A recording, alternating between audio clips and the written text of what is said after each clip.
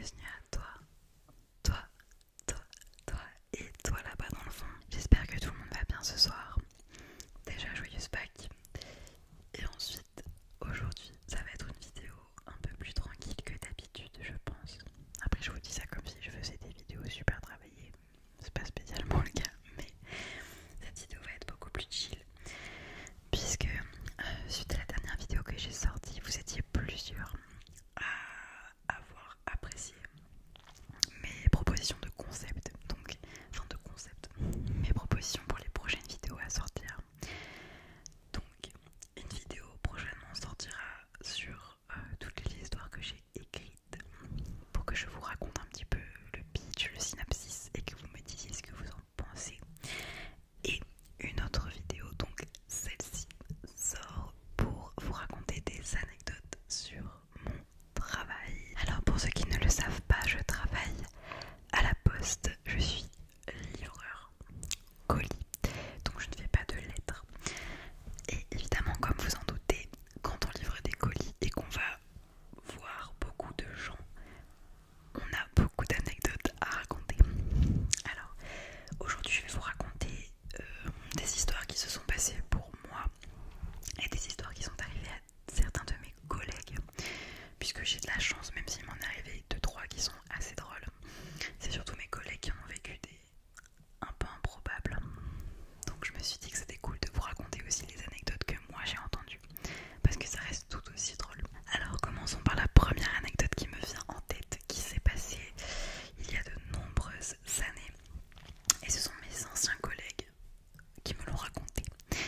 Quand je dis anciens collègues, en fait ce sont des collègues actuels, mais qui ont passé la cinquantaine. Donc c'est pour avoir un peu de respect pour les anciens. Alors il faut savoir que la poste, elle a un passif. Par passif, j'entends que à l'époque il y avait que des fonctionnaires, il y en a encore beaucoup actuellement, mais beaucoup moins qu'avant évidemment. Et donc à l'époque il fallait rentrer à la poste avec des concours, sauf que les concours étaient très simples et rentrer à la poste, c'était assez facile en fait. Et le problème c'est qu'il y avait beaucoup de cassos qui pouvaient rentrer à la poste. Et mes collègues m'ont raconté, pour la première anecdote, qu'une fois il y avait une femme qui travaillait et elle s'était faite sauter le permis. Et donc elle venait avec une voiture sans permis au travail. Et en fait, si vous voulez, pour vous expliquer un petit peu la situation, là où je travaille, donc je travaille au centre de tri. En fait, avant de rentrer sur le parking, il y a un léger arrondi. En fait, vous rentrez sur le parking et vous tournez pour aller tout au fond pour garer vos voitures personnelles. Et il s'avère que cette femme, donc, qui avait perdu son permis, pour je ne sais pas trop quelle raison, mais vitesse je crois, avait sa voiture sans permis. Donc elle rentre dans le parking à pleine balle, elle conduit super vite et elle ne ralentit absolument pas dans le virage. Et en fait les collègues m'ont raconté que sa voiture s'est tout simplement retournée. Donc imaginez bien une femme d'une cinquantaine d'années qui arrive dans une voiture sans permis, qui prend un virage et sa voiture se retourne sur le côté. Et donc elle s'est mise à hurler et a eu super peur. Les roues continuaient à tourner, elle hurlait dans sa petite canette en plastique là. Et donc ils sont venus à 8 pour essayer de retourner la voiture. Et évidemment, si je vous raconte l'anecdote, c'est qu'il n'y a eu aucun blessé, rien de grave. C'était surtout très drôle à voir parce que elle ne s'attendait sûrement pas à se retourner, à mon avis. La deuxième anecdote me concerne. En fait, si vous voulez, à la poste, on rencontre beaucoup de gens un peu particuliers. Alors, et c'est un petit peu triste parce que c'est là qu'on se rend compte qu'il y a beaucoup de gens qui vont pas super bien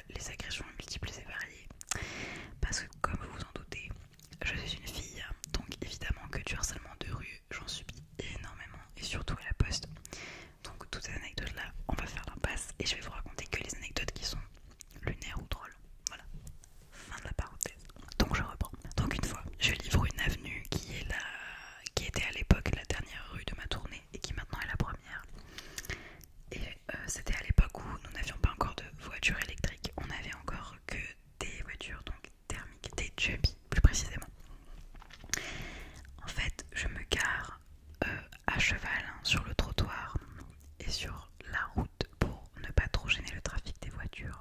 On était hors heure de pointe et en fait pour vous expliquer c'est une avenue qui n'est pas du tout fréquentée.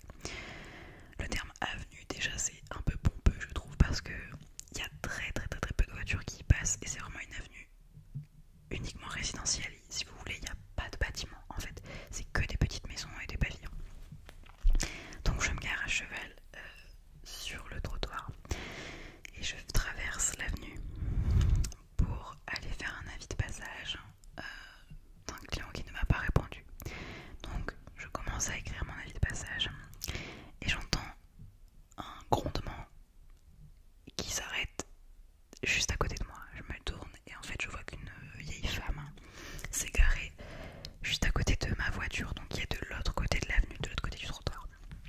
Je me demande ce qu'elle fait et je la vois. Elle ne m'adresse pas la parole alors qu'elle voit que c'est moi la factrice.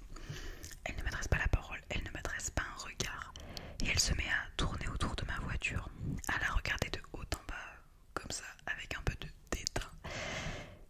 Et donc moi, je vais la voir et toute gentille que je suis, je lui demande si je peux peut-être l'aider, si peut-être qu'elle attend un colis, elle attend quelque chose. Donc je lui demande, je lui dis madame, est-ce que je peux vous aider? Et elle me regarde avec de grands yeux et elle me dit m'aider? Ah non, sûrement pas, non. Je lui dis d'accord, donc qu'est-ce que vous faites? Puisque moi je vois une vieille dame rôder autour de ma voiture et la contempler, je me demande ce qui se passe. Et là, les amis, préparez-vous parce que je me suis lancée dans la discussion la plus lunaire de toute ma vie. Elle me regarde et elle me dit déjà, vous avez pas honte? Donc moi je comprends pas trop, je lui dis honte de quoi? Elle me dit ce que vous faites là pour la planète. Parce qu'il faut savoir que j'avais laissé le moteur tourner. Sauf que je laisse le moteur tourner, pourquoi? Parce que le temps de faire un avis de passage, ça prend moins de 2 minutes. C'est extrêmement rapide à faire. Vous avez 4 cases à compléter et une adresse à remplir. Et c'est tout. Et vous repartez aussitôt. Donc éteindre et relancer le contact à chaque fois. Je pense que pour ceux qui travaillent dans la livraison, vous me comprenez, c'est une perte de temps monumentale. Monumentale. Donc voilà. Alors sur le fait pour l'écologie, elle n'a pas tort, je suis d'accord avec vous. Mais vous allez voir la suite. Donc elle me demande si je n'ai pas honte. Je dis non. Je lui explique, je lui dis madame, moi j'ai juste un avis de passage à faire et je m'en vais. Je vais pas éteindre la voiture pour moins de 2 minutes d'arrêt. Et sachant que elle, le temps qu'elle me parle, donc mon moteur tournait toujours, donc elle me faisait perdre du temps. Et donc je lui fais la remarque, je lui dis mais madame, plus vous me parlez, plus mon moteur continue à tourner. Et là je vois qu'elle avait envie de me tenir la jambe pour un bon moment. Donc j'arrête mon moteur pour le coup, je coupe le contact et je lui dis voilà, j'ai coupé le contact, qu'est-ce qui se passe maintenant? Et elle, en parallèle de ça, sa voiture était toujours en train de tourner.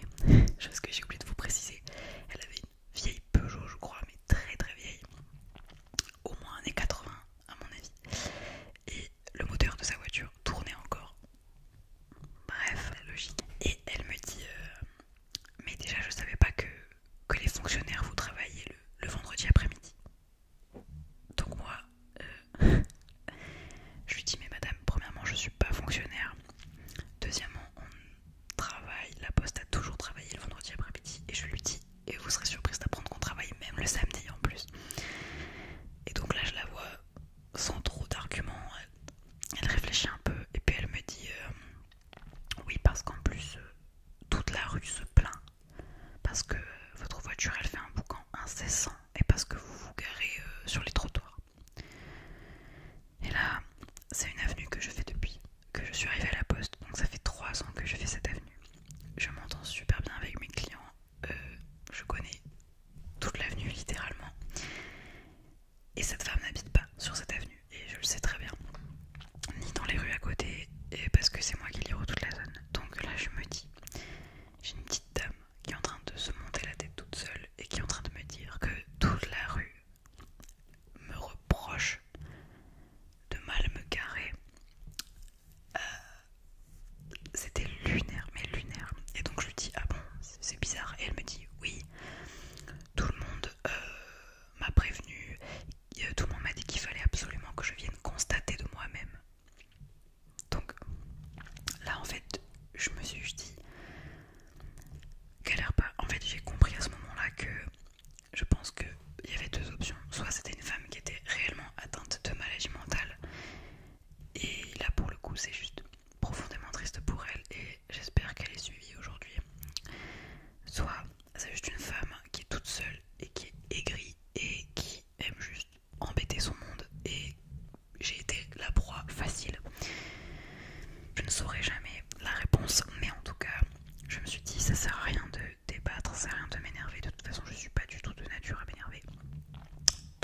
j'ai juste fermé la discussion. Je lui ai dit d'accord, ok, voilà, j'ai pas cherché à débattre vraiment.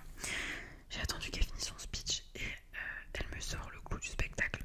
Elle me regarde et elle me dit en plus, vous avez un tatouage dans le cou, vous devez avoir des choses à revendiquer. Voilà, là je suis comme vous.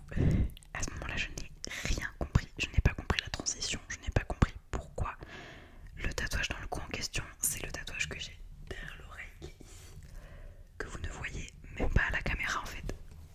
Là, on voit juste ici un tout petit bout. C'est un tatouage que j'ai derrière l'oreille.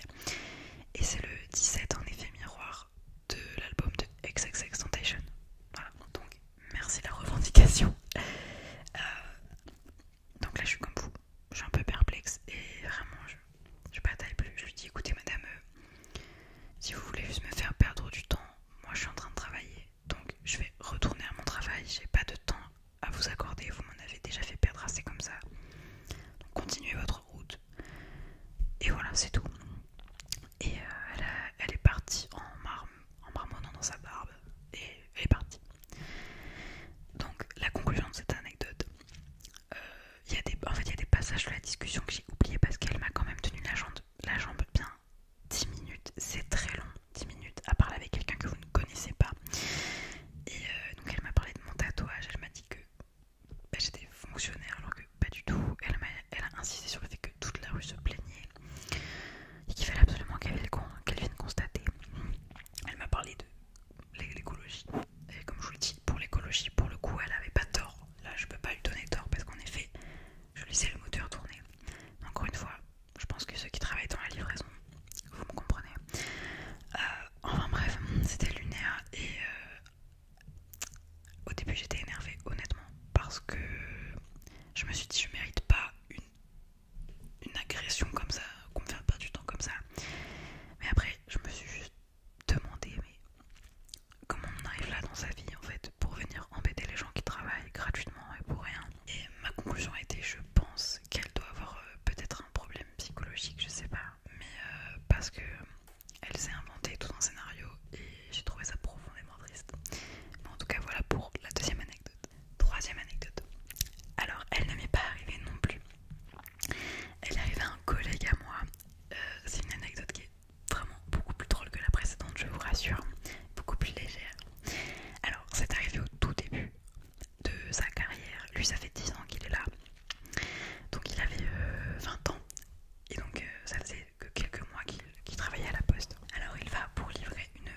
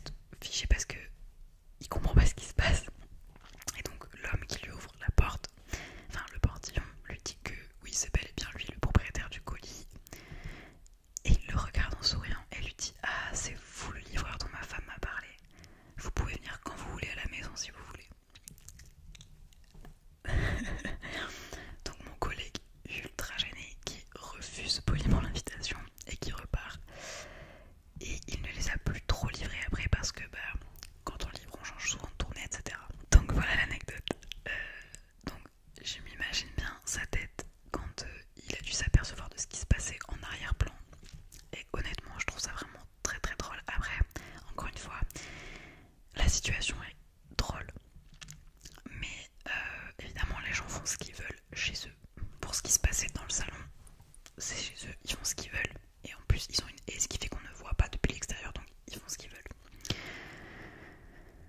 Mais bon, je peux comprendre le choc quand même quand on s'y attend pas. Quatrième anecdote. Alors, cette anecdote, elle est un peu plus sombre aussi, mais elle est tout aussi improbable que les précédentes. Elle ne m'est pas arrivée à moi non plus, puisqu'en fait, maintenant que j'y pense, toutes mes anecdotes à moi, elles sont super déprimantes, parce que c'est que du harcèlement de rue. Donc, en fait, je peux pas vous en parler, je vais vous raconter que les anecdotes drôles. Alors, tout commence par ma collègue et la petite stagiaire qui l'accompagne en tournée, qui vont pour livrer un colis dans une rue. Alors, c'est une rue qui est proche du centre-ville de là où j'habite, mais c'est pas encore le centre-centre. Mais le problème en fait, c'est qu'il y a beaucoup de gens un peu space qui se baladent par là. Généralement en journée ça va, c'est plus la nuit qu'on peut faire des rencontres un peu surprenantes. Et en fait, donc toutes les deux elles sont dans la rue, elles marchent en direction du bâtiment qu'elles doivent livrer et elles se font alpaguer par un homme un peu space déjà de prime abord, qui leur demande si elles connaissent le taux qu'il y a chez les facteurs et les livreurs. Donc évidemment non, parce que personne ne sait ça, c'est super bizarre de demander ça à quelqu'un. Donc elle lui répond que non et lui demande si elle a prévu de se...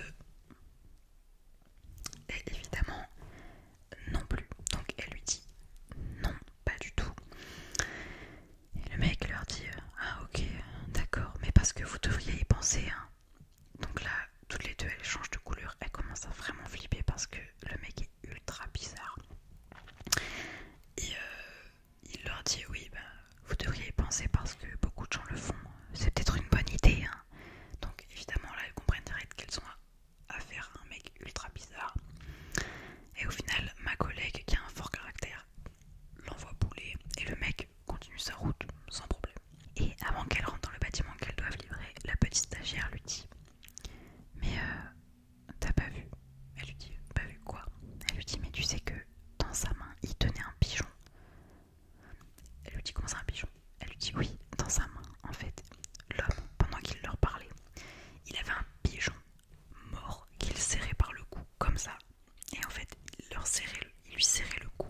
Plus il leur parlait, plus il serrait le cou du pigeon mort. Sérieusement, comment ça? Donc cette anecdote, elle est... Voilà, j'ai pas de mots en fait pour décrire cette anecdote parce que moi honnêtement ça m'a fait rire. Mais ça m'a fait rire de nerfs en fait parce que c'est tellement improbable, mais improbable. On dirait le début d'une blague, mais c'est super flippant. Enfin, c'est fou, c'est fou. Et encore, j'habite dans le sud-ouest, donc là où j'habite c'est connu pour avoir beaucoup de gens qui ont des problèmes psychiatriques, donc on est habitués, ceux qui habitent ici. Mais ça reste ultra bizarre et ultra choquant. Tu travailles pas à la poste pour te faire alpaguer par des mecs qui te demandent le taux de qu'il y a chez les facteurs. C'est trop bizarre. Enfin voilà, je réfléchis. Je pense que j'ai une dernière anecdote beaucoup plus légère aussi, qui va bien vous faire rire parce que celle-ci,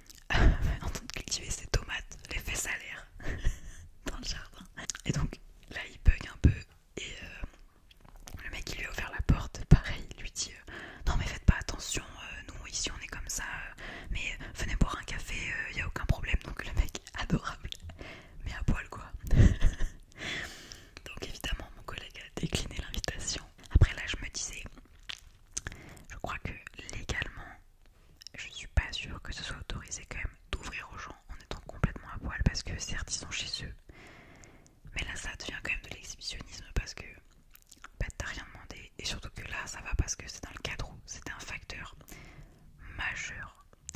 Mais je vous dis une